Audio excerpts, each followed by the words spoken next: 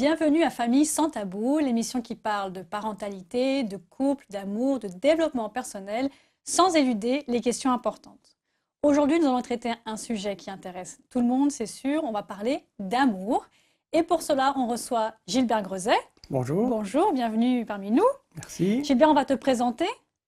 Tu es marié, Oui, tu as des enfants une fille de 30 ans. et tu es pasteur. Exact. Mais pas que. Tu es aussi responsable du département famille Oh oui, de la Fédération adventiste de la Suisse romande et du Tessin. Oh oui, ça a l'air d'être parce que c'est depuis longtemps, depuis. 1993. Effectivement, ça fait un petit moment. Donc les familles, tu connais. Tu en as vu plein. J'en ai vu passer. plusieurs. Ok. Oui. Et tu t'es formé aussi. Oui, à l'Institut d'études du couple et de la famille à Genève et à l'Institut de la famille de Genève. Des instituts laïques, mais qui m'ont donné des formations passionnantes. D'accord. Donc tu connais la famille. Les couples en particulier, je crois que c'est un peu ton créneau. Oui, j'ai plus de facilité avec les Tu aimes bien couples ce qu'avec sujet. les problèmes d'éducation, on dira. D'accord. Et bien justement, aujourd'hui, on va parler de couple, entre autres, Oui, d'amour en entre autres. général. Mhm. Je vais rentrer dans le vif du sujet. Je vais te poser la première question qui va être notre fil conducteur aujourd'hui. Peut-on aimer de façon constante? Grande question. Alors j'aurais presque envie de te retourner la question et en te disant, qu'en penses-tu? Est-ce que dans ta vie, tu arrives à aimer ton conjoint tous les jours au top? Bien évidemment que non. Ça fait des vagues. Et l'être humain est fait comme ça. Même dans notre appréciation de la nature, par exemple. Imagine-toi devant un magnifique paysage. C'est tellement beau qu'à un moment donné, tu oublies presque que tu vis, que tu respires, que tu as une heure à respecter ou des choses comme ça. Tu regardes et tu te fonds dans le paysage. Et ça pourrait durer comme ça apparemment sans fin jusqu'au moment où quelqu'un vient, te tape sur l'épaule et puis te dit « c'est beau, hein ?» Et puis là, toute la magie du moment s'écroule. Tu sors de ce moment d'union, d'extase. Et ces moments-là, on les connaît dans de nombreux domaines. Moi, j'aime bien aussi parler des exemples de sportifs. Il y a des fois, si vous êtes adepte de sport de glisse, où tout va tout seul. On a l'impression que les éléments sont avec nous. On pourrait même en parler dans la relation conjugale. Il y a des fois où quand on fait l'amour avec son conjoint, c'est un festival, ça va tout seul, c'est beau. Enfin, et puis d'autres fois, il faut reconnaître, on est un peu extérieur à ça. Donc, ce qu'on va chercher, c'est à cultiver ces moments d'union, ces moments où on est vraiment en fusion avec l'autre. J'aurais même envie de dire, pastoralement parlant, ça existe aussi avec notre vie spirituelle, dans la prière. Il y a des moments où on est avec Dieu, on a l'impression qu'il est assis presque à ta place. Et puis d'autres fois, je prie et j'ai l'impression que le ciel est vide, que ma prière ne dépasse pas le plafond. Ça arrive. Donc ça, c'est les moments d'union. C'est les moments où les choses, on se sent en fusion avec les éléments. Mais il y a d'autres moments. Des moments où on va avoir besoin de se retrouver seul. Et ça, dans la vie de couple, c'est aussi un grand classique. Écoute, j'ai envie d'aller voir mes copains, ou j'ai envie d'aller à la pêche tout seul, ou j'ai envie d'aller faire un tour en vélo, lâche-moi les baskets. Ça finit un peu comme ça. Des fois, c'est un peu ça. Est-ce que c'est qu'on n'aime plus? Je ne crois pas. Donc ça crée des conflits, ça. Beaucoup de conflits, parce qu'on ne comprend pas que l'autre a envie de se détacher. Alors, on ne comprend pas, oui et non. Ce qui est dommage, c'est qu'on ne les a pas en même temps, ces moments. Ouais. Parce que les deux, on le vit. De temps en temps, ce moment de solitude dont on a besoin, d'être vraiment tranquille. Mais effectivement, ils ne sont pas sur le même rythme. Donc on peut dire que c'est normal. Ah, c'est plus que normal. Il y a rien d'anormal. Et fait, comme tu dis, c'est pas parce qu'on aime moins. Non, c'est parce qu'on a besoin pendant un moment de se retrouver soi-même. C'est important de dire ça, de le savoir. C'est très important de le savoir pour ne pas confondre. Ces moments qu'on appelle de la distanciation pour prendre un moment de solitude, il ne faut pas les confondre avec du désamour. Parce que ça crée beaucoup de mésententes, beaucoup de questionnements, beaucoup de...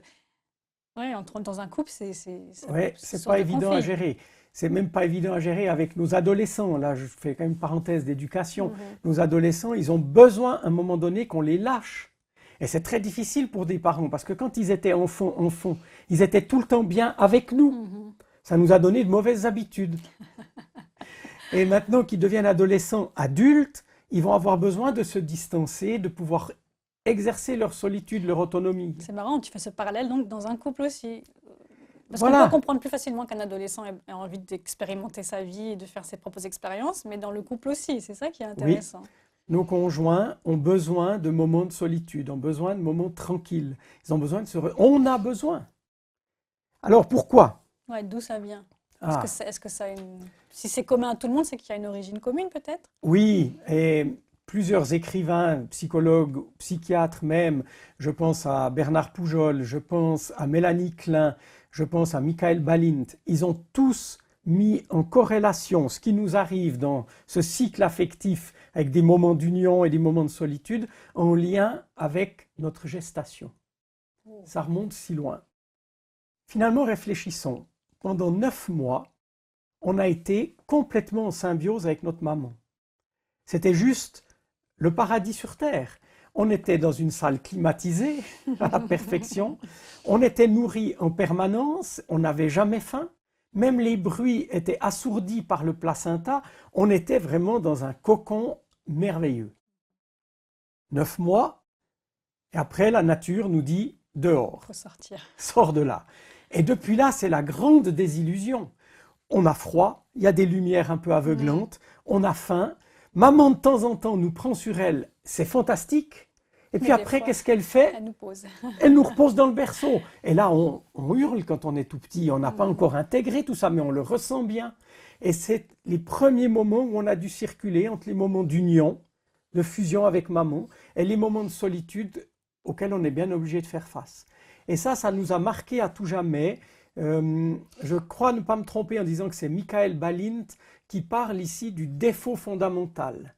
Ce moment de rupture, ce moment où on nous lâche dans le berceau quand on n'en a pas envie, c'est le défaut fondamental. Et du coup, quand on va grandir, on va vouloir retrouver cette espèce d'union merveilleuse et on va projeter dans notre sentiment amoureux sur notre conjoint, notre partenaire, exactement ça. On veut qu'avec, alors je dis moi avec elle, je retrouve cette espèce de nirvana originel. Tu crois que c'est ça qui nous guide dans nos choix Alors je ne sais pas si ça nous guide dans les choix, ça on verra peut-être une fois un autre sujet dans une autre émission, mais en tout cas quand je suis avec la personne que j'ai choisie, qui m'a choisi, on peut avoir envie de rester tout le temps dans l'union. Et ça, c'est un des pièges. Des relations fusionnelles. Oui, plus Ça que marche. fusionnel. Ça existe, non, ça marche pas bien. C'est-à-dire, il y a un danger, on va être bloqué dans ce qu'on appelle le clivage, du conjoint idéalisé. C'est-à-dire que je vais me faire une telle idée de ce que doit être la relation avec ma partenaire que je vais vouloir que ce soit tout le temps, tout le temps, tout le temps quelque chose de mieux. Mais à bout d'un moment, je vais épuiser ma partenaire. C'est pas possible. Elle ne va pas pouvoir être au top, du top, du top, du top tout le temps. Il faut qu'elle puisse respirer. Il faut qu'on puisse reprendre de la distance. Donc tu nous dis que ces moments de solitude, de distanciation, sont importants, utiles. Nécessaires pour bénéficier de nouveau du sentiment de manque qui vont me donner envie de revenir. Des fois, j'emploie une illustration très facile. Pense au plat que tu préfères manger. C'est bon? Ouais. C'est vraiment ton plat préféré de chez préféré. Ouais. Ouais, c'est bon. Ouais. Eh bien, imagine maintenant que je te le donne ce soir, demain matin, demain midi, demain soir, et ainsi de suite pendant un mois. Je parie que tu n'arrives pas au bout du mois sans me dire « Arrête, j'en peux plus !» Et pourquoi est-ce qu'il en serait autrement dans nos relations? Même ma femme que j'aime, il y a des moments où j'ai besoin de m'en distancer pour pouvoir réaliser qu'elle me manque et avoir envie de la retrouver. Si je ne suis pas dans la solitude, dans le manque, le désir s'éteint. Donc c'est utile pour que le sentiment renaisse constamment. Oui, que je puisse réprouver l'envie de me rapprocher. Parce que l'humain est inconstant, donc il a besoin de ça pour... C'est de la nature, ça vient de la nature. Alors ça, c'est délicat comme question. Je ne suis pas assez anthropologue pour pouvoir exactement répondre, mais on sait que ce qui nous est arrivé à la naissance, cette rupture, qui nous a donné envie de retrouver les bras de maman, c'est quelque chose qui va nous rester toute notre vie. Et les fiancés, par exemple, ils sont sur leur petit nuage, mais c'est aussi quelque chose, alors ça je sais humainement parlant, dû à la fameuse hormone qu'on connaît bien maintenant qui s'appelle l'ocytocine, l'hormone de l'attachement. Tant qu'elle est là, ça ne nous dérangera pas d'être beaucoup ensemble. Les amoureux fleurs bleues, ils pourraient presque rester non-stop ensemble. Mais voilà, Cette ocytocine, elle a une durée de vie chez l'être humain d'environ 18 mois. C'est d'ailleurs intéressant, disent les évolutionnistes, parce que ça laisse largement le temps d'être tellement proche qu'on mettra en route un petit bébé, et c'est pour la prolongation de la race. Peut-être, j'en sais rien. Le fait est que ça fonctionne comme ça, mais qu'après 18 mois, 2 ans maximum, l'ocytocine baisse, et du coup, ma relation avec l'autre va être empreinte d'un amour que j'appellerais de deuxième génération. Un amour qui va être fondé sur la qualité relationnelle et plus seulement sur ce que je ressens et mes impulsions d'attachement. Donc, on apprend des choses là. Donc, il est nécessaire d'accepter de circuler la langue. Et comme on disait il y a un petit moment, le problème, c'est qu'on ne va pas le faire exactement ensemble. Ça tomberait très bien que ce soir, je rentre avec un bouquet de fleurs pour ma femme, puis qu'elle aille préparer le souper que je préfère pour qu'on ait une super soirée d'amoureux. Mais si par hasard, je rentre avec mon bouquet de fleurs, puis qu'elle me dit « Oh, merci chérie, mais ce soir, je sors, j'ai rendez-vous avec des copines. » Aïe. Ou bien la scène inverse, voilà, on comprend bien ce que ça peut donner. Mais là, je crois que de connaître ces cycles affectifs, le fait qu'on ne peut pas aimer de façon constante, de pouvoir s'en parler, peut-être même d'en rire un peu, en disant « Ah ben toi, ce soir, tu avais bien envie d'un souper en amoureux. » Ben oui, ben écoute, j'ai prévu, je ne peux pas renvoyer, mais promis, demain, je réserve pour toi. Et puis la vie peut rester belle, quoi, quelque part. Donc il faut apprendre à ça. Mais si on n'y arrive pas? Alors, on peut entrer à ce moment-là non plus dans ce qu'on a dit tout à l'heure, le clivage du conjoint idéalisé, où j'aimerais qu'il soit toujours au top, top, top, et c'est pas possible, je vais l'étouffer. On peut, au contraire, se paralyser dans ce qu'on appelle le clivage du conjoint décevant, où on va se dire, j'en peux plus, chaque fois que je m'approche, elle me renvoie, ou il, hein, enfin voilà, mon conjoint ne répond pas à mon attente, du coup, je vais renoncer à ces approches de nouveau pour essayer de retrouver un moment d'union. Et je vais me bloquer dans la solitude. Je vais me bloquer en me disant, de toute façon, ça ne sert à rien, je me rapproche, je vais être emballé. Mais tu te doutes bien que si on reste trop bloqué dans cette image d'un conjoint décevant, ben, petit à petit, on va au-devant d'une séparation. Je veux dire, on ne peut pas. Il faut donc que les couples apprennent à circuler entre ces moments d'union et ces moments de solitude, vraiment. Est-ce qu'il y a d'autres explications? Alors, j'aurais envie de parler encore des familles d'origine. Parce que nos familles d'origine sont un petit peu de deux styles, plus ou moins sur une échelle. C'est-à-dire qu'il y a les familles plus cocooning, où on aime les feux de cheminée, on aime les repas ensemble, on connaît l'arbre généalogique de toute la famille, chaque anniversaire, c'est l'occasion d'une fête où on réunit toute la famille. Tu vois ce genre de famille. Et puis, il y a au contraire, ou plutôt à l'opposé sur cette échelle, les familles qu'on appellera les familles libres et indépendantes, où là, l'objet fétiche, c'est un frigidaire et un micro-ondes. Chacun trouve dans le frigidaire ce qu'il a envie de manger. Quand il a envie de manger, il se le réchauffe au micro-ondes. Jamais il va attendre qu'on soit réunis pour manger. Ça, c'est un petit peu l'image typique. Ce qu'il y a d'assez intéressant à savoir... Donc on vient d'une famille ou de l'autre? Un style de famille ou de l'autre? Alors, c'est une échelle. Il y a les familles très cocooning, il y a les familles très indépendantes. Et entre deux, ben, ma famille, elle est quelque part là. Mais ce qu'il y a d'assez remarquable, c'est que les gens qui sont plus d'une couleur sont assez facilement attirés par les gens qui sont plus de l'autre couleur. Les contraires s'attirent, mais on ne cherche pas la facilité forcément. Ben voilà. Et au début, ça charme. Au début, c'est très important le charme que ça donne, parce que ça permet de recevoir exactement ce qu'on n'a pas eu. La personne qui est dans une famille cocooning, si on lui dit « Viens, on va faire un tour en moto » et on laisse la famille et on s'en va, cheveux au vent, peut-être plus maintenant, les casques sont obligatoires, mais enfin, tu vois l'image, on va profiter de notre vie à deux, on laisse de côté tous les autres, on va dire « Mais c'est extraordinaire, une telle liberté, j'aurais jamais pensé possible. » Pareil de l'autre côté, celui qui a sa moto, qui est habitué à son indépendance, à ses repas micro-ondes, quand il découvre les repas de famille, en général très bien cuisinés, en général goûteux, et puis le moment après où on est au salon autour de la cheminée, tous ensemble, il dit « Ah, mais moi j'ai jamais vécu ça, c'est fantastique, comme on peut se manifester de l'amour, comme on est proche. » Donc on va avoir tendance à admirer l'autre côté. Sauf que, avec le temps qui passe, ce qui apparaissait comme un charme absolu risque de se mettre à apparaître comme un défaut. Ah oui, j'ai déjà entendu qu'au début, on m'a dit un jour, tu vas ne plus aimer ce par quoi tu as été attiré chez ton mari. C'est un peu ça. C'est C'est un peu marrant ça. ça. Ouais, on dit d'ailleurs, les opposés s'attirent et avec le temps, les opposés s'attaquent. Au début, on s'attire, après, on s'attaque. Et justement, ça va demander un travail de réflexion, de compréhension de ces choses-là. Parce que si on est conscient que d'être plus côté union ou plus côté solitude, ça fait partie de notre vie et que c'est sain de circuler là entre deux, ben on va se donner cette liberté. Alors que si on a l'impression quand on est dans les moments d'union qu'on est trop collé serré, comme disent les danseurs, ben on va plus vouloir, on va avoir peur. Et puis si on est trop dans la solitude, qu'on va dire il m'aime pas, on va avoir peur. Alors que si on sait que c'est bon de circuler là long, eh ben on va profiter des deux moments, les moments d'union comme les moments d'indépendance. Donc cette émission est d'intérêt public, d'utilité publique. Il faut savoir, il faut écouter, il faut savoir que ça existe pour mieux appréhender ces moments qui arrivent, qui disent on n'est pas forcément en face tout le temps, mais c'est normal. J'ai eu une fois l'expérience, j'ai fait ce sujet en conférence publique.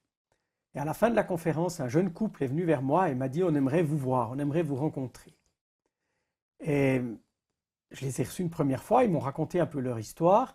Et puis, je leur ai proposé de faire ce qu'on appelle un génogramme. C'est un arbre généalogique avec les dimensions relationnelles. Et on a compris que lui venait d'une famille où les mariages étaient très stables, mais où les gens n'avaient pas des relations de proximité très grandes. Ils étaient plutôt côté famille libre et indépendante. Elle, au contraire, était plutôt cocooning, mais sauf qu'il y avait un grand nombre de séparations, voire de divorces. Du coup, lui, qui aimait beaucoup, je ne sais plus quel hobby, je crois que c'était la pêche, mais je ne suis plus très sûr, il aimait aller seul, des heures, au bord de la rivière, tranquille. Mais chaque fois qu'il partait, elle avait la crainte que ça finisse par une séparation, voire un divorce. Et quand ils ont pris conscience, les deux, que quand lui s'éloignait, c'était pas du désamour, au contraire, il se réjouissait en prenant ce moment, lui tout seul, de revenir vers sa femme, et que lui, ayant réalisé que sa femme était inquiète quand il partait, il lui disait « Je t'aime, ne t'inquiète pas, je me réjouis déjà de rentrer », et ils ont résolu leur problème en 3 rencontres. Juste parce qu'ils ont pris conscience que circuler le long de ce 8 des cycles affectifs, eh ben, c'était libérateur. Comme quoi, des fois, on se fait des montagnes, et puis une information, et ça change toute la perspective qu'on a de notre couple et de notre conjoint. Ouais, souvent, C'est dingue quand même. souvent les thérapeutes familiaux, les personnes qui font de la relation d'aide connaissent cette petite phrase. Mettre des mots sur des mots, ça suffit souvent. La communication. Ouais, et puis se comprendre, se connaître, ça suffit. Il y a beaucoup de choses qui ont été dites là, des choses très importantes. Si on résume, est-ce que tu as 2-3 conseils pratiques à donner pour que les internautes puissent se souvenir et mettre en pratique chez eux pour peut-être désamorcer des situations qui d'habitude créent des conflits et qui en fait ne sont pas inutiles? Alors j'aurais envie de dire, se donner le droit de circuler le long de nos cycles affectifs. Se donner ce droit à soi-même et forcément le donner à l'autre. À l'autre, mais c'est... Ouais. Parce qu'on peut comprendre, nous on se comprend, hein. Aujourd'hui j'ai pas envie, ok, mais comprendre l'autre et accepter que ce soit chez l'autre, c'est pas forcément très facile. Oui, c'est ça. C'est pas forcément naturel en tout cas. Mais si on sait que ça existe, que c'est normal, alors on pourra même en jouer avec un peu d'humour. Alors j'ai quand même une question, c'est normal, mais sur quelle échelle de temps? Parce que tu donnes l'exemple d'une soirée, ça va. Ouais. Mais si le conjoint, la compagne fait ça sur une semaine, un mois, qu'est-ce qui se passe? C'est normal ça aussi? Non, non, je ne saurais pas fixer une limite de temps parce qu'elle va dépendre des individus. Mais on peut bien se douter que 2 ou 3 jours seul dans son coin, c'est déjà un maximum relationnellement parlant. Vous Oui, voyez, puis excuse-moi, je t'interromps, mais seul, il y a une certaine limite non plus. C'est pas partir 3 jours sans donner signe de vie, on est complètement d'accord. pas. Et il faut être justement tout à fait ouvert sur ce qui se passe. Si je pars sans donner de nouvelles, non, Là, c'est plus... c'est plus ça. Hein. Là, on est dans un autre sujet. D'accord, faut pas, voilà. Mais il faut être cadrant un petit peu pour pas que... Oui, c'est ça. Oui, ça oui, débat. effectivement, il ne faudrait pas être mal compris Ouais. et puis que les indépendants se disent youpi, maintenant je peux partir une semaine Exactement, quand il j'ai l'a dit, envie. Gilbert, il l'a dit. Direct. Non, non, là, on serait contre-productif, vraiment. Mm. Non, non, en principe, moi, je compte ça plutôt en 24 heures, en 48 heures éventuellement. Ça pourrait être une fois. Ça existe des gens qui disent j'aimerais faire une retraite. Puis j'aimerais pouvoir partir 3 jours, 4 jours. Mais si c'est bien entendu, si c'est bien harmonieux. Mais alors après, soyons honnêtes, hein, parce qu'il y en a qui ont joué cette carte-là pour partir avec une tierce personne. Ah oui, non, Alors, c'est ça, encore autre chose. ça, ce serait un autre sujet. Ouais. Mais non, non, on va rester pas longtemps dans ces moments-là. Est-ce qu'on peut dire que quand même le cadre, le garde-fou, c'est tant que ça ne fait pas souffrir l'autre? Ah, ça va C'est une dépendre. limite aussi qui est... Ouais, parce que si l'autre est très, très, très fusionnel, forcément, Voilà. très vite, il va se sentir... Repensez à mon exemple de ce monsieur qui aimait aller à la Ouais. pêche. Un après-midi de pêche, c'était déjà trop long pour elle. Alors, ça, c'est peut-être un peu exagéré. Mais par contre, au moment où ils ont compris cette circulation le long des cycles affectifs, alors c'est devenu plus du tout un problème, cette sortie de pêche. Mais évidemment, il ne va pas non plus partir une semaine, faire sa cabane quelque Non, on est part, on est d'accord. bien d'accord. Donc on respecte, mais il faut quand même... voilà. Warning, si c'est trop long... Ouais. Et si c'est mal compris de part et d'autre? Alors qu'est-ce qu'il faut faire alors? Il faut discuter, Ben, faut... oui, c'est la seule réponse toujours. Communiquer, se dire les choses, être ouvert et transparent, oser peut-être chercher en soi pourquoi maintenant j'aurais un besoin plus important d'un moment de solitude. Est-ce que j'ai le sentiment de ne pas être à la hauteur? Est-ce que de m'éloigner, ça va me faire baisser la pression? Alors là, ce serait aussi intéressant de pouvoir parler. Est-ce qu'il y a peut-être trop de pression dans mon couple, dans ma famille? Est-ce qu'on attend trop de moi? Ça peut déboucher sur des sujets connexes qui seront à traiter différemment. Parce que là, on parle beaucoup de couple, mais ça marche dans d'autres contextes. Tu as parlé des adolescents et des parents. Ça marche entre amis, ça marche... Oui, quoiqu'avec les amis, on a forcément cette distanciation qui se fait. C'est forcément plus prenant ce sujet quand on vit sous le même toit avec nos enfants, avec notre conjoint. Nos amis, de toute façon, on leur dit au revoir et on ne les revoit pas pendant quelques jours. Donc ça circule presque obligatoirement. Moi, ce que j'aime aussi dire quand même, c'est que c'est aussi important pour notre vie spirituelle. Je connais trop de chrétiens qui ont envie d'être dans une espèce de, je ne sais pas comment l'appeler, mais de communion intense et permanente avec leur Dieu, sans se permettre d'avoir de temps en temps un petit creux de vague. Alors, j'aimerais juste rappeler l'exemple de Jésus-Christ qui dit, quand il est au jardin de Gethsémanée, mon Dieu, non pardon, quand il est sur la croix, mon Dieu, pourquoi m'as-tu abandonné? Jésus lui-même a eu un sentiment d'abandon pendant un moment. Donc, le droit à être qui nous sommes. Donc sans se culpabiliser. Ouais. C'est presque que j'aurais envie de laisser presque en conclusion. Donc justement, pour conclure en une phrase, ce qu'il faut retenir de tout ce que tu as dit qui était très intéressant et très dense, une phrase. Ben, quitte à me répéter, je crois que je vais dire se reconnaître le droit de circuler le long des cycles affectifs. Que j'aie envie de moments d'union intime et que j'aie envie de moments de solitude, c'est dans ma nature, c'est normal. Que je m'en donne le droit et que je le donne aux autres. Merci beaucoup Gilbert pour toutes ces informations qui sont capitales. C'est important de savoir, et moi je ne le savais pas, et j'espère que vous avez découvert et que ça va vous aider dans vos relations de couple, de famille, que cela puisse apporter un peu plus d'apaisement, moins de peur, et que vous puissiez communiquer avec vos conjoints, votre compagne, pour pouvoir vous laisser ces moments de respiration pour mieux vous retrouver parce que c'est normal. Je vous remercie de nous avoir suivis. On se retrouve bientôt pour un nouvel épisode de Famille sans tabou. D'ici là, à bientôt. Portez-vous bien.